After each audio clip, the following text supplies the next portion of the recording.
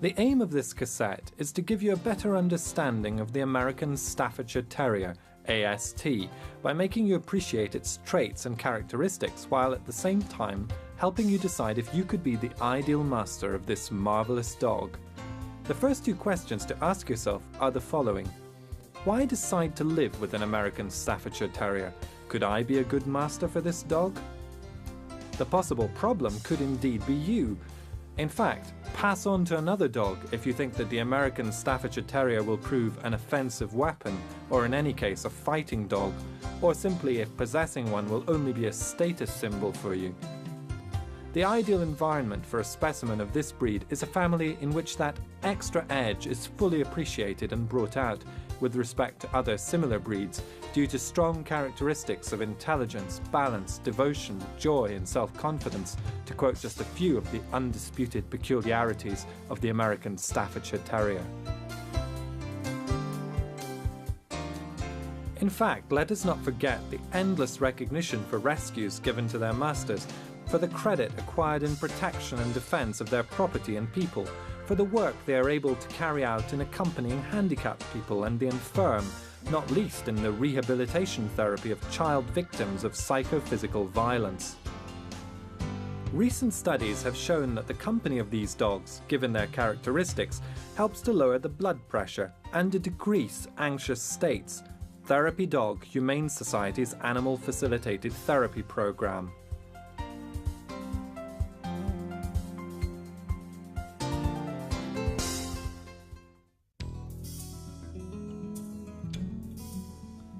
Everybody's in agreement on the arrival in America of bull and terrier dogs coming from England, Ireland and Scotland at the start of the 1800s. For his part, Mr. Pascoe supports the theory of the origin of the present-day AST from derivations of the fighting bull and terrier dogs used in England during the 17th to 19th centuries and already identifiable in the first Staffordshire Bull Terriers and in the Scottish Blue Poll Terriers. The latter in particular, endowed with courage and exceptional temperament, morphologically higher and heavier compared to their English Staffordshire counterparts, and by and large blue in colour, were exported to America. Here, as had already happened in Scotland, the blue-coloured dogs were appreciated in the first shows as they were highly valued. Meanwhile, the dogs proving of different colours, usually tawny and striped, were used for dog fighting and other similar activities then in fashion, bull baiting, bear baiting, dog and lion fights, etc.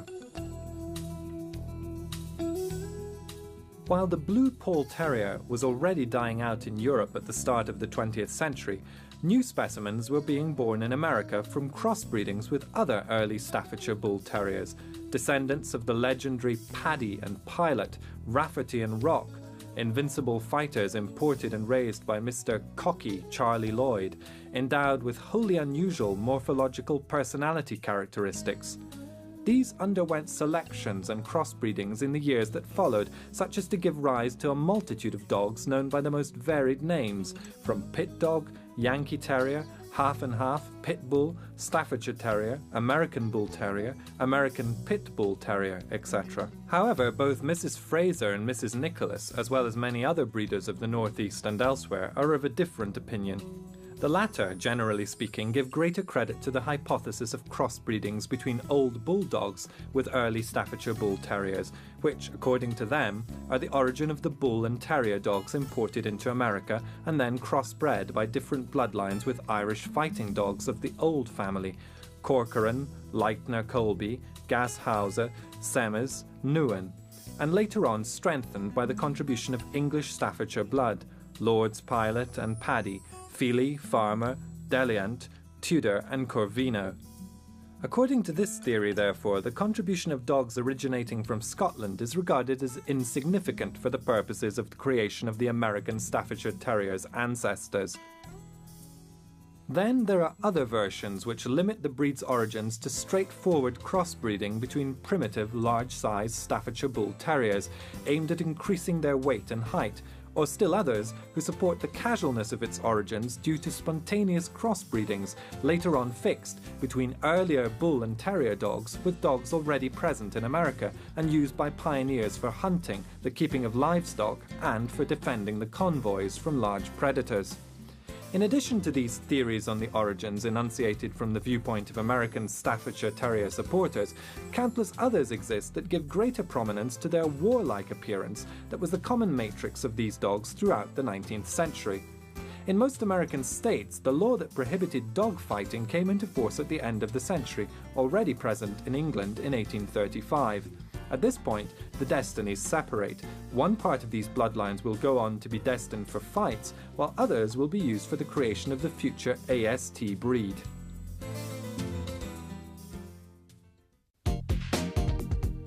In 1898, C.Z. Bennett founded the United Kennel Club, and at the same time registered his first dog of American Pit Bull Terrier type at number 1 in the book under the name Bennett's Ring. Almost 40 years were to pass before one of our dogs entered the registers of the American Kennel Club, the only American dog authority recognized up to now by the International Dog Federation, under the name of the Staffordshire Terrier breed. First of all, President Roosevelt, besides breeding them, promoted their image in magazines and military postings of the First World War. During the conflict, a Staffordshire Terrier called Stubby became popular, and not only among the troops, which saved an army division by giving advance warning of a gas attack, carried messages into mined areas, and held a German spy until soldiers arrived. It was thus discharged with the rank of Sergeant of the American Army.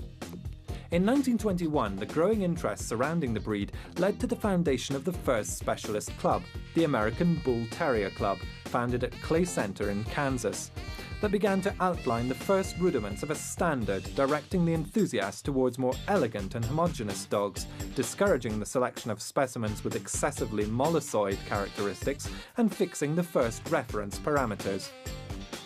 Another golden man for our dogs was Will Judy, owner of the Dog World magazine, in which he published big articles, had splendid covers portraying the AST with politicians and American show business figures, and who created amusing comic strips with our canine friends as protagonists. The standard was recognized by the IDF on the 10th of June 1936.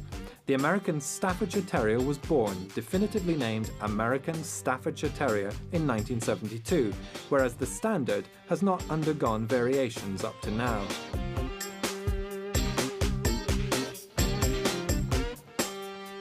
The first dog registered was a bitch named Wheeler's Black Dinah.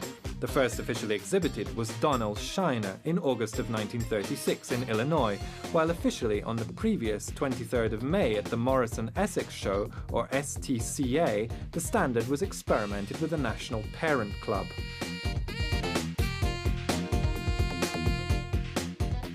The American Staffordshire Terriers that play the character of Pete deserve another special mention. The first was Pete D, born in 1929, a dog actor which first with cinema in the 1930s and 40s, in the famous films Big Ears and Shiver Me Timbers, and then in the 1950s with the TV serials That Little Rascal and Our Gang, contributed to the growth of our dog's popularity among the public. Remakes are regularly produced of a gang of children led by American Staffordshire Terriers with white heads and dark ringed eyes, the most recent of which dates from 1995.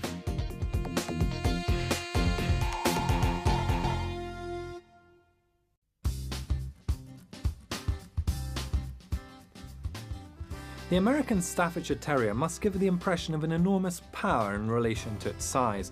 It is a well-built dog, muscular but agile and pleasant, taking an interest in the environment surrounding it. The dog must be robust, strong, and must not be high on its limbs, nor have physical weaknesses in its figure. Its courage is proverbial. Head of average length and extremely deep. The upper part of the head is wide, the musculature of the cheeks is very pronounced, and the stop is distinct. The ears extend upwards. Ears cut or uncut. Uncut ears are much preferred, which however must be short, half rose-shaped or straight. Hanging ears are to be penalized.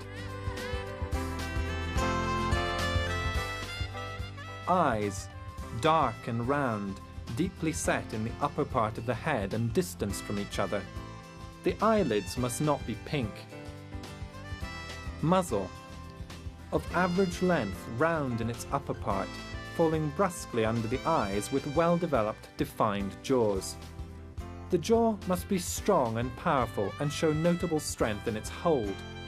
Thin and even lips, taut, not hanging. The upper incisors should be in contact with the front part of the lower incisors. The nose must be unequivocally black.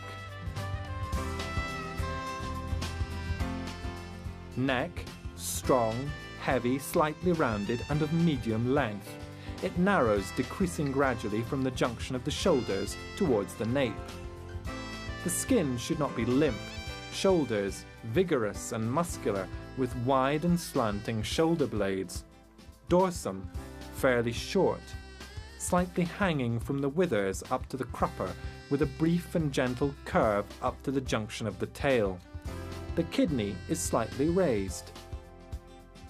Torso, pronounced, arched vault of the long ribs in the direction of the rear. The ribs are narrow and adjacent to one another. The front limbs in their junction are distant in order to give the thoracic cage the necessary space for optimum development. Deep and wide chest. Tail. In relation to the size of dog, it is short, attached low, narrowing towards the end. It is not bent, not cut, and must not be held above the dorsum. Limbs. The front limbs are straight, with strong and round bones and solid ankles. The metacarpo is vertical, with no sign of possible curvature in the front. The rear limbs are very muscular. The low hocks are well angled and not turned either inwards or outwards. The feet are arched, compact and of average size. The gait must be elastic, and in movement must not roll nor amble. Coat. Dense, short hair, hard to the touch and shiny. Colour. All the colours are admitted, the single colour, multicolour and striped colour. Pure white, or those with more than 80% of white, are not encouraged. Black dapple and liver-coloured specimens are not appreciated. Size. Measurements. The height of the shoulders and the weight should be proportionate to each other. The ideal height at the withers is 45.72 to 48.26 centimeters for males, whereas for females it is 43.18 to 45.72 centimeters. Defects. Among the serious defects to be included are pink flesh-coloured noses, Dudley nose, light eyes, tails that are too long or held badly, inadequate hold, prognathism or inognathism.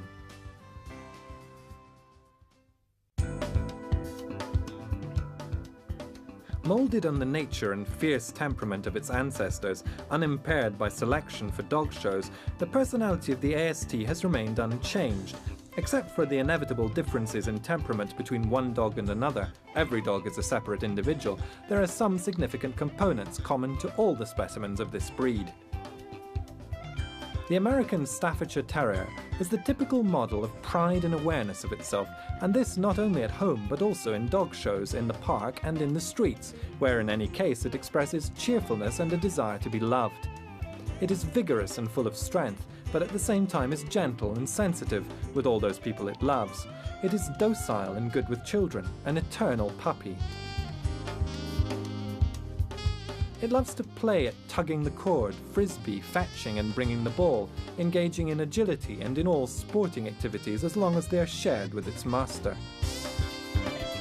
It accepts being told off and in this way shows the boss its affectionate nature. It is, however, to be rigorously set, starting from the 10th to 12th week of life. The AST does not bear grudges. It is a very open and willing dog. It loves to play with the friends of its owner and also kind strangers, provided that its master is present and allows it to do so. The uninitiated very often think that their American Staffordshire Terrier greets friends in a friendly way while forcefully stopping suspected strangers by preventing them from doing anything if need be. It immediately understands the difference between good and bad intentions. It is an exceptional guard dog and watchdog by nature, unique and authentic bodyguard. Thanks to its notable adaptability, it easily lends itself to changes in house and environment, and even a new owner does not give it particular problems, provided that the new group makes it feel loved and wanted. Its desire to attack its fellow creatures varies from dog to dog. The American Staffordshire Terrier is a dog that is so conscious of its own powers that it does not have to prove anything to anybody. If, however, another dog were to provoke it, then it would be immediately ready to fight. It does not have a timid and subdued character in the slightest, therefore you should always in any event avoid this happening. American Staffordshire Terriers with an ugly character are the exceptions. The inheritance of a bad nature is rarely seen in this breed. Some dogs develop a problematic character because of a negative environment. Unfortunately, sometimes certain people find satisfaction in making their own dogs aggressive. That is, taking a good puppy and only feeling satisfied when they lead it to attack dogs and people. Then there are those who transform a puppy full of pride into a creature full of fear, until it loses all instinct of self-defense and defense of its master. Finally, others buy a puppy, play with it for a while, and the novelty having worn off, forget about it and ignore the dog, leaving it in an enclosure or chained up. An American Staffordshire Terrier kept in this way without human contact is unable to develop its true nature, character and personality. American Staffordshire Terriers are endowed with considerable intelligence, clearly superior to that of the average dog, with a truly unusual processing ability of external stimuli, resulting in the need for a master of at least equal intelligence. Their protective instinct is normally revealed beginning from the 10th month of age, subject to exceptions. Anyway, a dog endowed with a good nature will never attack a person without a valid motive, but will react immediately, for instance, to the doorbell or to a stranger approaching the property. The AST does not need encouragement to protect the family and the house, nor specific training. It is best to leave everything to its free will without forcing it. Instead, it will be necessary for the puppy to undergo a serious socio-educational program.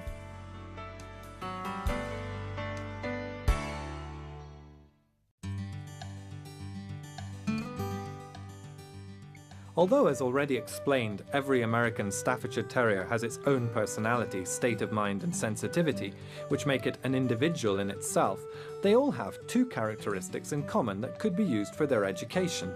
The first is that every American Staffordshire Terrier wishes to be liked by its master. The second is their innate level of intelligence. It has been shown that on average, an AST possesses an intellectual capacity which is roughly comparable to that of a 2-year-old child, and that its learning abilities are based on the direct connection between cause and effect.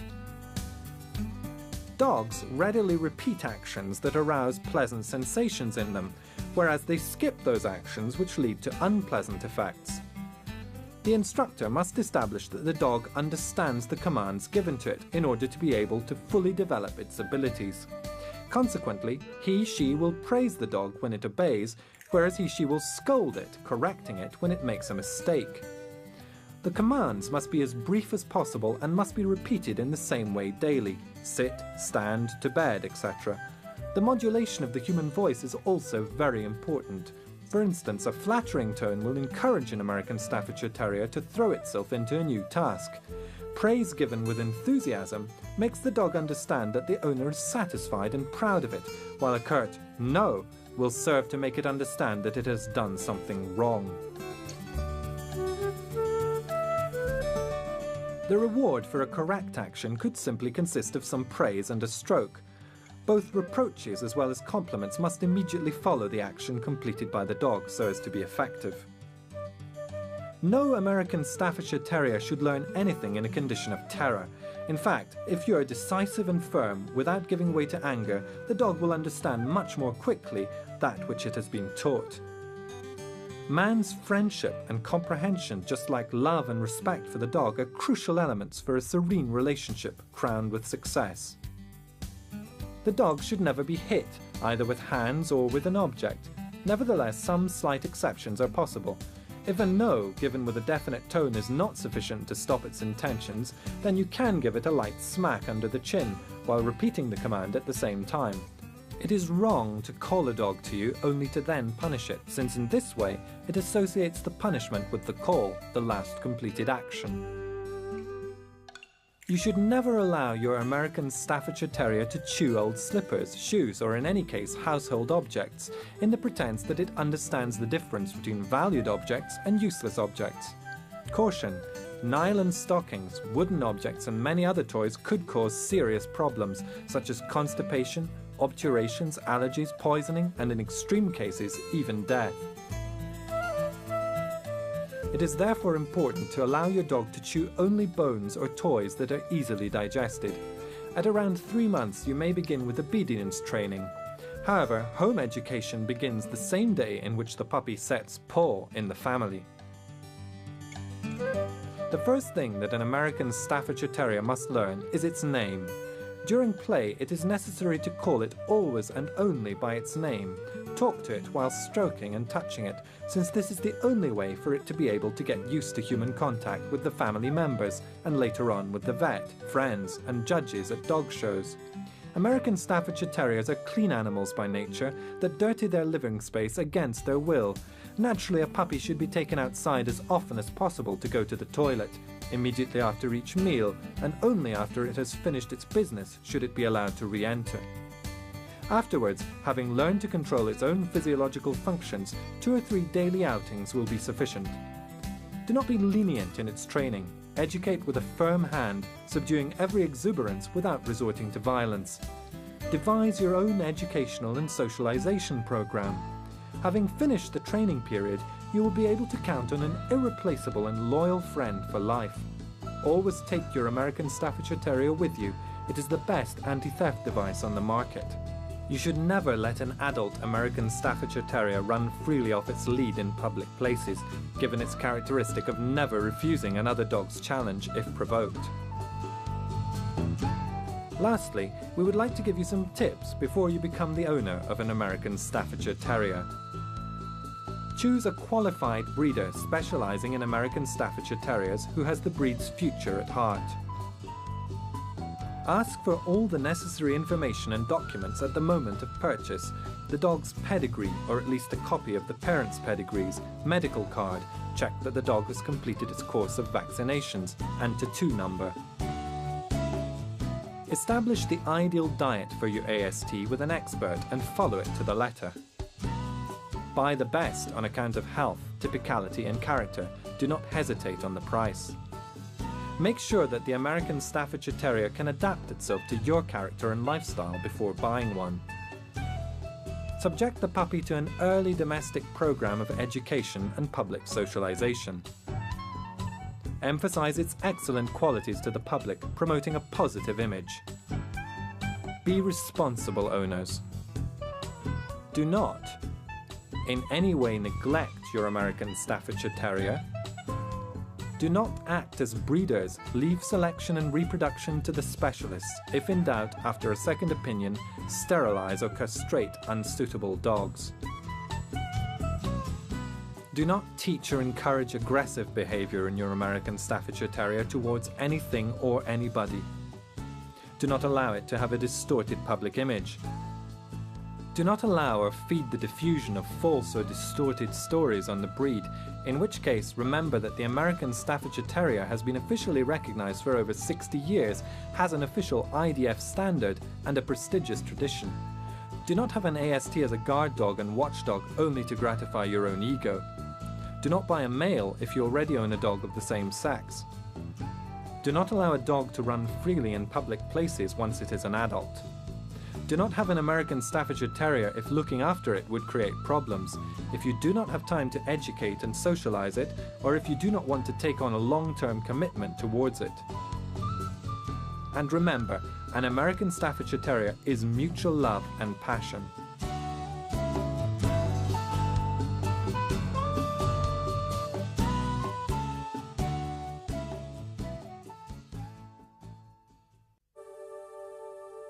A proper diet is essential to your dog's correct and full development, so as to be able to keep it in perfect shape and health.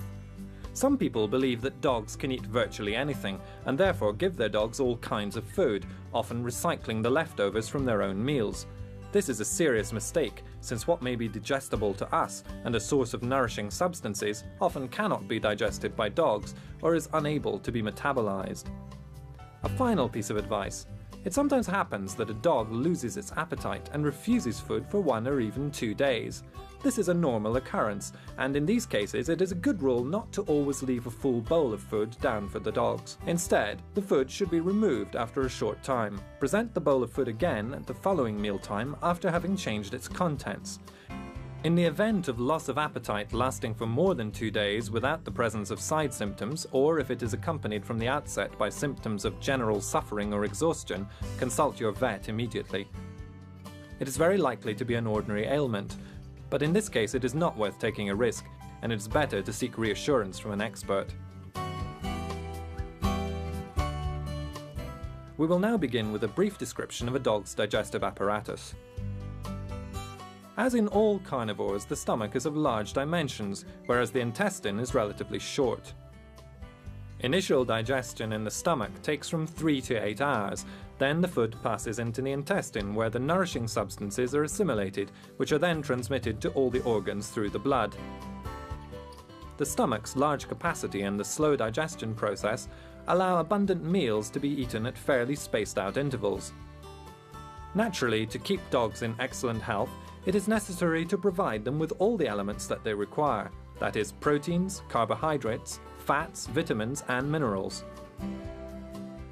When dogs were carnivorous predators, these elements were assimilated by dogs through the animals that they hunted, and which were generally herbivores. Afterwards, civilization has led it to feed differently, but it will always be necessary to provide dogs with the appropriate substances. Dogs produce energy from their diet, which is then used for the maintenance of vital functions and movement. The more active a dog is, the greater the energy intake it will require. Without going into detailed food studies that would require a specific treatise, we can simply say that dogs particularly require fats or lipids, both of animal and vegetable origin, and it is these which provide the necessary energy and which accumulate in the organism to provide possible energy reserves. The proteins that make up the large part of the animal's body are also essential. These are indispensable to the formation of all the tissues, especially muscles, and also constitute the basis of hormones and the blood. They therefore represent an irreplaceable element in a proper diet, even more so in puppies, which must build their bodies. Sources of protein are meat, cheese, eggs and fish, which are well digested by dogs, and also soybean flour, peanuts, legumes, which are however digested with more difficulty. An excess of proteins is harmful and can lead to various kinds of disorders, depending on the conditions. Carbohydrates are not essential to a dog's diet. They are, however, very useful at the end of pregnancy. Starch, which is the most important carbohydrate present in the diet, is poorly digested by dogs and needs to undergo preliminary treatment such as cooking, flaking, etc. This is why if you use pasta or rice as a food for your canine friend, it needs to be boiled for a long time to eliminate a large part of the starch present. Fiber, which often accompanies carbohydrates, is especially useful in the diet of sedentary dogs, since it helps to prevent constipation, given the speed with which it passes through the alimentary tract. Vitamins are also necessary, even if in infinitesimal amounts. They are found in many vegetables and are synthesized by herbivorous animals. This is the reason why when a carnivore kills its prey, generally herbivorous, it immediately feeds on the intestines, where there are residues of partially digested vegetable matter. This also explains why, to your considerable annoyance, your dog often eats the excrement of herbivorous animals as soon as it gets the chance. A build-up of vitamins can be harmful, and therefore, if you use pre-prepared feed, you should carefully check the substances contained in the feed before adding supplements, and if in doubt, consult your vet. Minerals are essential to the diet and are supplied by foods. Deficiency in certain minerals such as calcium, iron, potassium, sodium, copper and others can cause abnormal growth in puppies, also with serious consequences and general debility in adult dogs, or the onset of problems of varying degrees. There is excellent pre-packed feed on the market, both moist and dry types, that provide all the necessary elements for initial growth, and to then keep your dog in top shape. Even if you use pre-packed feed, you will however be able to give some fruit or other food which your dog will find tasty, taking care not to exaggerate and not to give harmful substances such as sweets, fried foods, rice dishes, fresh or soft doughy bread that are extremely harmful and which can also have very serious long-term consequences. Instead, if you want to prepare the food yourself, then follow the advice of the breeder who sold you the dog, or your vet's advice. As a general rule, it is worth knowing that meat, ideally beef, is essential. If pork meat is given, it must be well cooked in order to avoid infections. Poultry, meat and rabbit are also fine, provided that they are completely boneless. Giblets, although less rich in nourishing substances, are well liked. Fish is an excellent food and is best given cooked. It is particularly advisable for low-fat diets for dogs with digestive or skin problems. It is also an excellent means with which to make the diet less monotonous. Eggs are appetizing and supply many nourishing substances. They are particularly advisable for puppies and suckling females. Yolks can be consumed raw, whereas the albumin should always be cooked. Fats, such as lard and oil, are always readily accepted by dogs and are particularly useful during moments of work or physical effort. 1 or 2 teaspoonfuls of oil added to food are always beneficial. Dry bread is a good energy source, but it must be well dried. It is also useful for cleaning your dog's teeth and for keeping them in good condition. Pasta and rice are very useful, but as we have already said, they should be cooked very well to eliminate starch, which is not easily digested. Fruit and vegetables, even if not essential, can be given to dogs that appreciate them. However, the nutritional intake is very slight and is only worthy of note for the intake of roughage. Needless to say, the final element which is essential to nutrition is water. Fresh and plentiful, that must be available at all times. If in a bowl, it should be changed as often as possible, especially during hot spells. It is absolutely indispensable to dogs that eat dry and not moistened feed. The final aspect of the diet to take into consideration is the frequency of meals. From birth, puppies have their meals by following times that are spaced out by the instinct of the mother and the other siblings in the litter. The feeds are gradually reduced during weaning and are integrated with suitable foods that should be recommended by an experienced breeder or a vet. Between 1 and 3 months of age, weaned puppies should have 4 meals at regular intervals. From 4 to 7 or 8 months, the number of meals can be reduced to 3, further reduced to 2 meals at 8 to 18 months, and afterwards, if desired, down to just 1 meal a day, even if it is not harmful to continue with 2. On the contrary, this is recommended by certain individuals.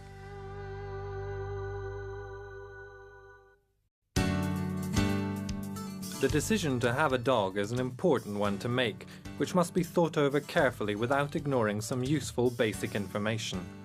The vaccination prophylaxis must always be carried out with utmost care to try and protect not only the puppies but also adult dogs from the most common illnesses. Generally speaking, a puppy leaves the breeder after having been vaccinated at around 40 to 45 days with a triad vaccine against canine distemper, infectious hepatitis and parvovirus. A second quadrivalent vaccination, also including leptospirosis as well as the 3 ailments already mentioned, is generally carried out after 3 weeks. An additional vaccination can be carried out after a month, again quadrivalent, to be then replaced annually throughout the dog's lifespan. A dog can be vaccinated only if it is in perfect health and thus also free from endoparasites. Appropriate antihelminthic treatment must be carried out normally twice a year. Different types of ascarids exist, each of which specifically infests an animal species, man included, and there is practically no risk of zoonosis, that is, transmission of the infestation from dog to man.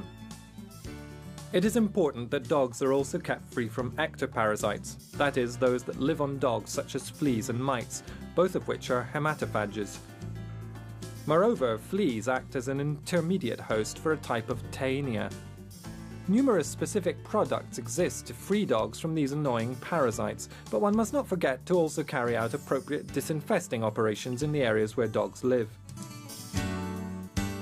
The arrival of spring exacerbates the problems caused by undesired guests, the mites that arrive along with the initial spring warmth. A run in the meadows through woods, perhaps near groups of farmhouses and farms where there is livestock, can result in our canine friend returning home with mites. Not necessarily, since some factors may exist which make a dog more or less susceptible, also depending on its general state of health, that can influence whether or not a dog will pick up these acari. They represent a grave danger to dogs because they transmit pyroplasmosis, a serious infection carried by protozoa of the Pyroplasma species that affects pets and also causes death if not discovered and treated in time. The symptoms in its acute form are represented by fever, also sthenic, asthenia, pallor of the apparent mucous membranes, and hyperchromia of the urine that can also become brown-black in colour. In advanced cases, jaundice and a comatose state which could possibly result in death. The mites suck blood for 2 or 3 weeks, and once having mated, the female then detaches itself from the animal and deposits the eggs a week later. The deposited larvae, recognizable by their reddish colour, are minute, like tiny beads. They also look for a host on which to climb, sucking blood for several days. They then detach themselves and after a few days change into octopede nymphs of bluish colour. They become adults towards August or September. With the arrival of autumn, the adults immediately upon hatching then lay dormant in cracks in the ground until the next spring. In general, the mites attach themselves to less thick skin such as ears, armpits, groin, between the digits of the paws. Therefore, as a precautionary measure, we should always examine our canine friends for signs of any undesired guests after a walk in the open. Correct dog hygiene starts with coat care. For most breeds, but not all, it is advisable to brush the coat almost daily in order to remove the hairs that have reached the end of their life cycle. The coat of many breeds requires specialized grooming which is to be carried out several times a year.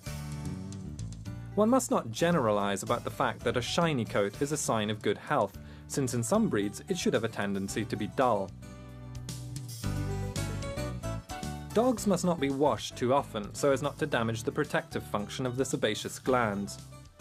The skin in normal conditions should always look clean without dandruff deposits or desquamations of any kind.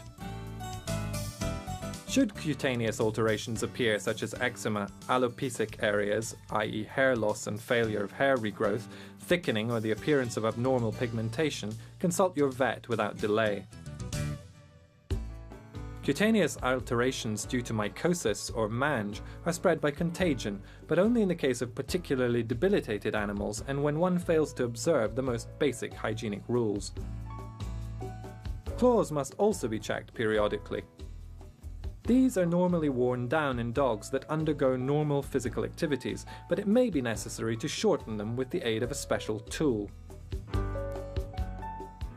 Oral hygiene should never be overlooked, and especially in miniature breeds, tartar removal is necessary from time to time because it can cause pyorrhea and bad breath. Certain bones are available on the market that, besides constituting a treat for our four-legged friend, act as a natural toothbrush. In puppies aged between 4 and 6 months, the deciduous dentition is gradually replaced by the permanent one. Regular inspections of the mouth are advisable during this period to check that everything is okay.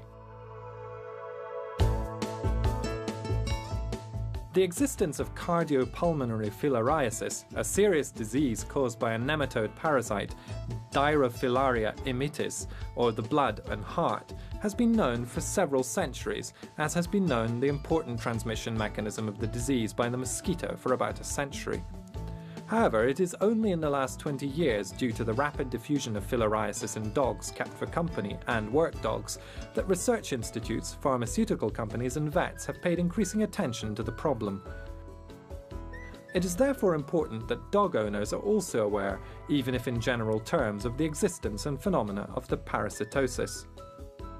The transmission of the disease occurs through the mosquito's sting, which takes up the filaria larvae by sucking blood from an infected subject to then inoculate them into another healthy dog. The high contagiousness of the parasitosis is therefore easily understandable, in addition to its seasonality, spring-summer. During a period of around 6 months, the larvae in the dog's blood grow into adult worms that are situated in the heart and pulmonary arteries. In turn, the adult filariae produce small larvae called microfilariae, which will live in the blood. The dogs most affected are obviously those that spend more or less long periods outside, hence gun dogs, work dogs, and those that sleep in the open. The damage induced by the presence of the filariae is of considerable seriousness for that which concerns the cardiocirculatory function, and initially shown as a tendency for dogs to tire easily and the presence of a cough or respiratory dysfunction. The vet giving treatment at this stage will perform different clinical and laboratory tests that will confirm the presence of the parasites. On the contrary, the damage caused by chronic cardiopulmonary filariasis is extremely serious. The alteration of the cardiocirculatory function is often accompanied by liver and kidney lesions and a state of generalized hypersensitivity in the whole organism. The prevention programs that have only been practicable for a few years thanks to the use of specific new drugs are simple to carry out and do not involve toxicity risks for dogs. After having carried out a test to ensure the absence of a previous infestation, the oral administration of a medicine once a month for the duration of the entire hot season will give dogs effective protection, also if they are stung by an infected mosquito.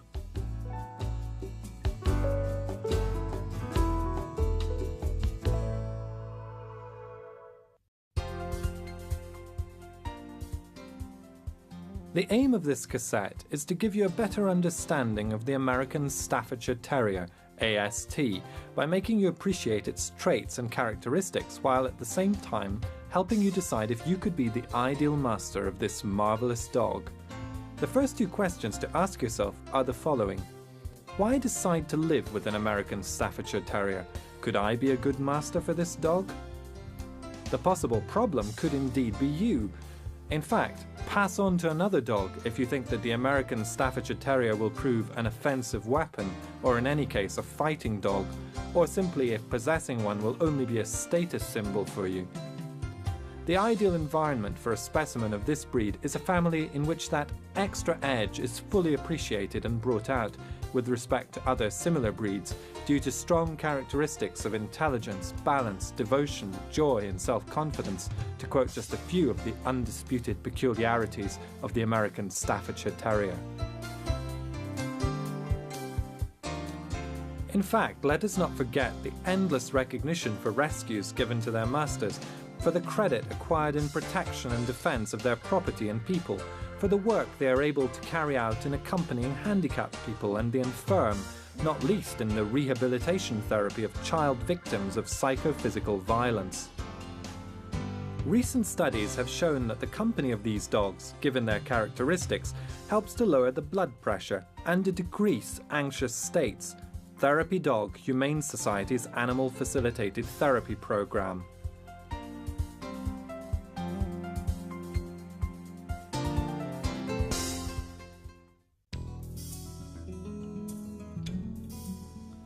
Everybody's in agreement on the arrival in America of bull and terrier dogs coming from England, Ireland and Scotland at the start of the 1800s.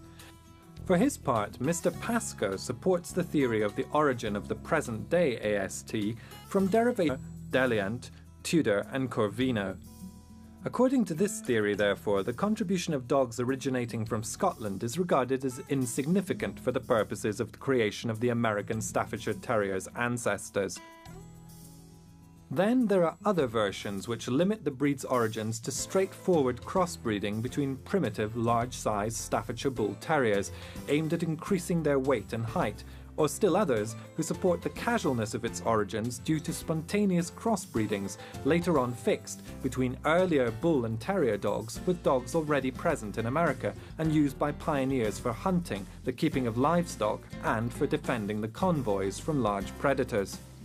In addition to these theories on the origins enunciated from the viewpoint of American Staffordshire Terrier supporters, countless others exist that give greater prominence to their warlike appearance that was the common matrix of these dogs throughout the 19th century. In most American states, the law that prohibited dog fighting came into force at the end of the sessions of the fighting bull and terrier dogs used in England during the 17th to 19th centuries, and already identifiable in the first Staffordshire Bull Terriers and in the Scottish Blue Poll Terriers. The latter in particular, endowed with courage and exceptional temperament, morphologically higher and heavier compared to their English Staffordshire counterparts, and by and large blue in colour, were exported to America. Here, as had already happened in Scotland, the blue-coloured dogs were appreciated in the first shows as they were highly valued. Meanwhile, the dogs proving of different colours, usually tawny and striped, were used for dog fighting and other similar activities then in fashion: bull baiting, bear baiting, dog and lion fights, etc.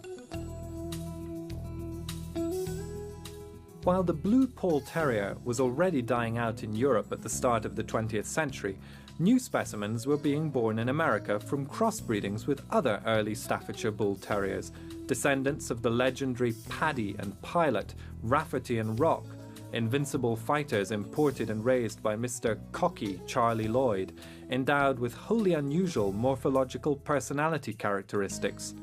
These underwent selections and crossbreedings in the years that followed, such as to give rise to a multitude of dogs known by the most varied names, from Pit Dog, Yankee Terrier, Half and Half, Pit Bull, Staffordshire Terrier, American Bull Terrier, American Pit Bull Terrier, etc. However, both Mrs. Fraser and Mrs. Nicholas, as well as many other breeders of the Northeast and elsewhere, are of a different opinion.